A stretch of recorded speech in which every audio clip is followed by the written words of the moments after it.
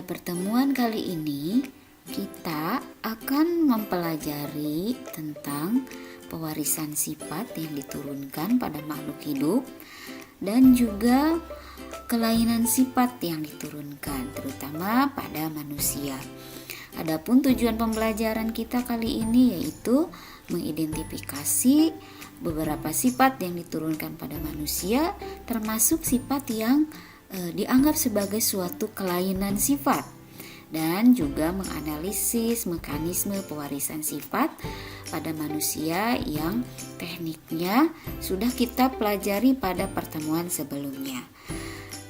Oke, mari perhatikan foto berikut ini. Sekilas mungkin kalian menyangka bahwa anak yang ada di foto ini adalah bukan anak dari bapak ibu yang ada di foto ini. Mungkin ada sedikit kejanggalan ya, karena perbedaan yang sangat mencolok.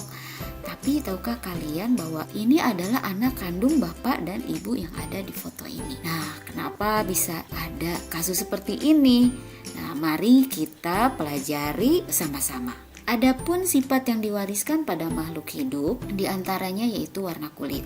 Kita sering melihat warna kulit itu berbeda-beda. Ada yang hitam, ada yang putih atau maksudnya yang terang, dan juga ada yang sawo matang. Nah, ini terjadi karena gen dari warna kulit ini banyak macamnya ya. Nah, di sini gen A besar, B besar, dan C besar itu adalah pembentuk melanin atau warna kulit.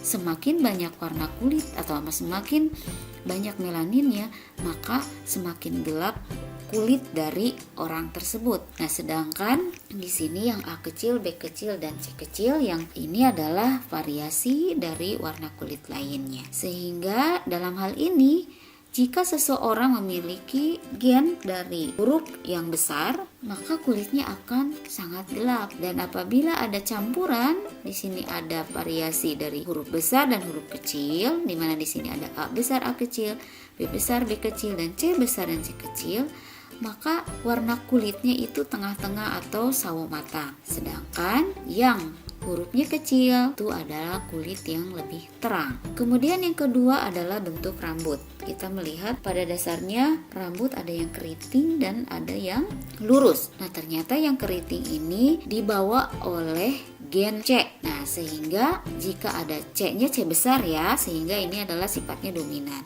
Jadi kalau C besar itu adalah rambut yang tampak adalah bentuknya keriting. Sedangkan jika gennya itu adalah S kecil, di sini sifatnya resesif, maka itu menunjukkan atau mengatur rambut yang bentuknya lurus. Sedangkan jika terdapat campuran antara C besar dengan S kecil, maka di sini rambutnya adalah perpaduan dari keriting dan lurus atau rambutnya berombak.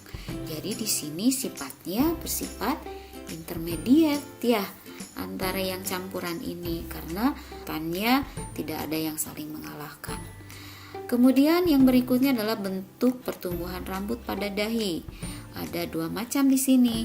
Ada yang berpola seperti huruf V ya, seperti ini, dan ada yang datar biasa. Nah, yang seperti huruf V ini adalah dikontrol oleh gen W besar yang sifatnya dominan. Sedangkan yang satu lagi adalah yang tidak memiliki pola pertumbuhan seperti V ini, dan itu dikontrol oleh gen W dan sifatnya bersifat resesif. Kemudian yang keempat adalah pelekatan cuping telinga. Nah, kita tahu pada bentuk cuping telinga itu ada dua kan ya, ada yang terpisah. Nah, ternyata yang terpisah ini dikontrol oleh gen G dan sifatnya dominan. Sedangkan yang melekat ya, itu dikontrol oleh gen G kecil yang sifatnya resesif. Nah, ternyata di sini selain sifat fisik, bahwa ada sifat yang dianggap sebagai suatu kelainan, bahkan dianggap sebagai suatu penyakit tertentu, itu ternyata ada yang diturunkan oleh orang tuanya, dan biasanya ini karena terpaut kromosom ya. Nah, apa saja itu? Yang pertama ada yang disebut albino, kemudian ada hemofili, yang berikutnya adalah polidaktili atau hiperdaktili, kemudian yang keempat ada yang disebut talasemia, dan yang kelima buta warna.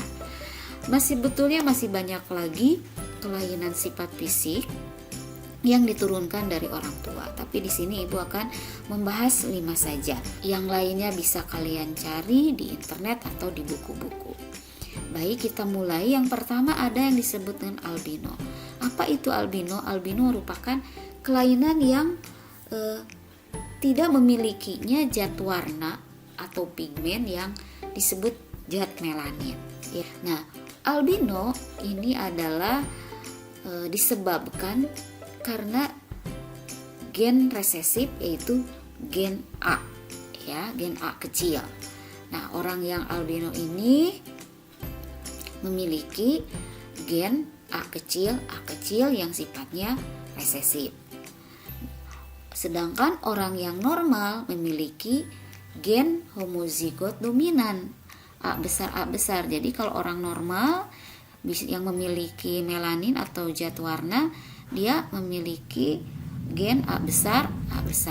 Nah, biasanya orang yang albino ini karena dia tidak memiliki zat warna atau melanin, dia biasanya tidak tahan terhadap cahaya matahari. Nah, orang yang seperti ini itu disebut fotofobia atau takut cahaya. Nah, biasanya juga kalau orang albino itu karena pigmen kulitnya tidak ada, sedangkan pigmen kulit itu berfungsi untuk melindungi dari sinar matahari, sehingga orang yang albino itu sangat rentan untuk terjadinya kanker kulit dan si kulitnya mudah melepuh. Sedangkan orang yang memiliki gen heterozigot atau A besar A kecil itu disebut karier atau pembawa. Orang karier ini secara kasat mata dia seperti orang normal, memiliki zat warna kulit, akan tetapi sebetulnya di dalam tubuhnya, di dalam gennya dia membawa sifat albino yang akan atau yang sangat memungkinkan untuk diturunkan kepada keturunannya. Nah, sekarang bagaimana sifat albino itu diturunkan? Mari kita lihat pada contoh soal berikut ini. Nah, di sini seorang laki-laki karier albino memiliki genotip A besar A kecil menikah dengan perempuan yang karier albino juga, yaitu A besar A kecil juga. Nah, di sini pertanyaannya berapa persen anak yang normal dan ada berapa persen anak yang albino. Nah, jawabannya sama seperti juga persilangan yang sudah kita pelajari sebelumnya. Kita tuliskan parentalnya dahulu. Nah, di sini parentalnya kan karier ya. Karier genotipnya A besar A kecil disilangkan dengan karier juga A besar A kecil. Kemudian kita tentukan gametnya kan. Nah, gametnya misal setengahnya, yaitu ada A besar dengan A kecil. Yang ini juga sama, A besar dan A kecil juga. Nah, kalau sudah, kita tinggal buat papan punet atau papan caturnya. Kita tuliskan gametnya sama ya, A besar A kecil, di atas juga A besar A kecil. Tinggal kita satukan ya. Berarti ini ada A besar, sedangkan yang satu ini adalah berarti kalau A besar normal ya. Kemudian yang ini adalah A besar A kecil, yaitu normal kali. Sedangkan kotak yang ini juga sama, A besar dulu, walaupun A-nya di sini karena huruf besar itu ada di depan, maka kapital di depan. Ini adalah karier, normal karier. Dan yang terakhir A kecil yang merupakan albino. Jadi di sini keturunannya yang normal itu ada 1/4. Dari mana 1/4? Karena di sini ada 1, berarti 1 yang ditanyakan per jumlah keseluruhan. Keseluruhan di sini ada 4 kan? Nih 1, 2, 3, 4.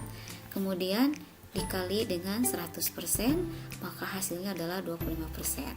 Dengan cara yang sama, kita lihat yang normal karier normalkan di sini ada 2, maka di sini berarti 2/4, 4 ini jumlah keseluruhan, dikalikan 100%, maka hasilnya adalah 50%.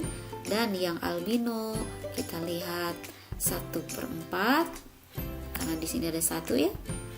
4 seperti yang tadi itu adalah jumlah keseluruhan, kalikan 100%, maka hasilnya adalah 25%. Sampai jumpa di part selanjutnya. Terima kasih. Assalamualaikum warahmatullahi wabarakatuh.